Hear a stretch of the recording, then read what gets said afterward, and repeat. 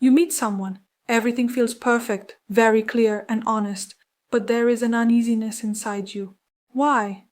Maybe there is no chemistry between us? Is this too boring? If I don't feel excitement, does that mean this is not the right person? The problem may not be a lack of chemistry. Your nervous system may not know peace yet. Because for some people, love is not learned as calmness for a long time. It is learned as uncertainty, trying to understand what someone feels, waiting for a message. One day they are very close, the next day they are distant, constantly thinking, what happened? Over time, the mind can mistake this for passion, especially on social media, in TV shows, and in movies. Toxic love is often shown as if it were normal, as if love being painful were a rule. So yes, this can also be something learned, but there is a very important false belief we need to break here. Intensity is not always love. Sometimes intensity is the alarm state of your nervous system. When your body is on edge, when your heart is racing, when your mind is constantly thinking about that person, you may interpret this as a very strong attraction. But what you call attraction may sometimes not be safety. It may be familiar chaos. So the thing you think makes you happy because it makes your heart race may actually be chaos itself. The thing that makes your heart race now may also be the thing that exhausts you later. A relationship that makes you laugh a lot in the beginning may stop making you laugh toward the end. Emotions that feel intense in the beginning may start to suffocate you later. If you think this is normal, you may not see the damage it causes to your body and your soul. You might ask, if it is harmful, then why does my brain think this is normal? Because your brain is not trying to sabotage you. It may be trying to protect you. If love came with uncertainty in the past, your nervous system may first experience a calm relationship as something unfamiliar. Because the amygdala, the part of the brain that detects danger, does not only react to real danger, it can also react to unfamiliar safety. So when someone treats you consistently instead of relaxing, your body may ask, is this much calmness normal? Is something missing? Is something bad about to happen? What if this person is not really who they seem to be? Everything feels so boring. Isn't a relationship supposed to be turbulent? This is why some people think they are bored when they encounter a peaceful relationship, but maybe they are not actually bored. When the alarm system turns off, they may be missing that old wave of adrenaline. If this content helped you understand yourself without blaming yourself, don't forget to like the video. Subscribe for practical and high-quality psychology content. Now let's go a little deeper. If your nervous system has been used for a long time to uncertainty, chasing, withdrawal, sudden closeness, and sudden distance, your body may code this as the rhythm of a relationship. In other words, the rise and fall of dopamine keeps that person alive in your mind.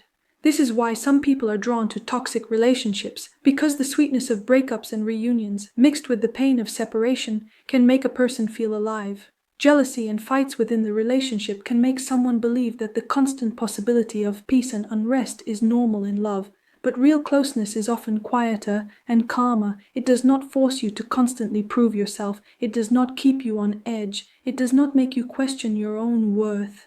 There is enough trust between you that you do not feel the need to be jealous all the time. A real bond is not a racing heart. It is your shoulders relaxing. It is your body feeling safe.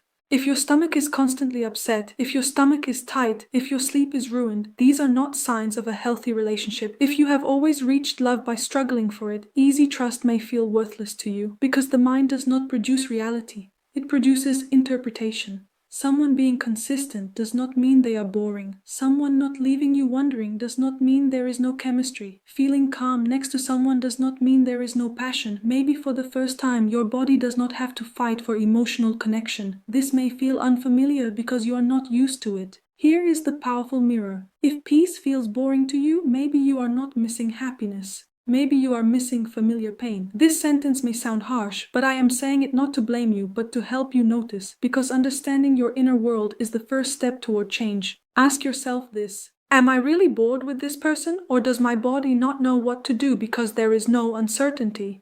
This question is very important, because a healthy relationship does not always begin like a huge explosion in the first moment. It gives trust slowly. Your nervous system may feel surprised at first, then it softens. Real closeness brings peace before excitement. Trust always comes first. A simple question is this: if this person were separating from me or ending things, would they be calm and solution-focused, or would they try to wear me down?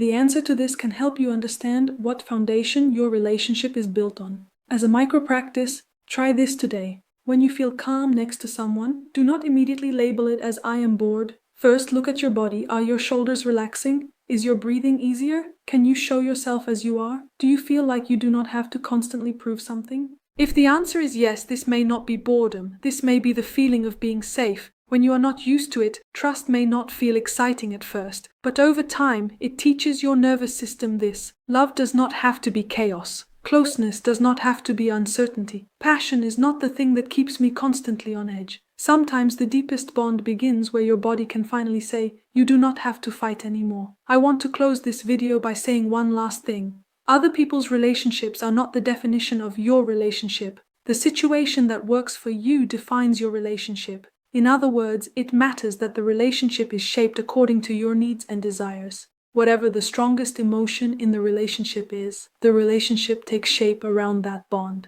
I am not saying passion or conflict are completely bad. They can exist from time to time. But if the whole relationship is conflict, then I believe it is important to see that there is a problem there. Peace is priceless. So instead of sacrificing your own peace for someone else's comfort zone, this video can help you understand that you do have another choice.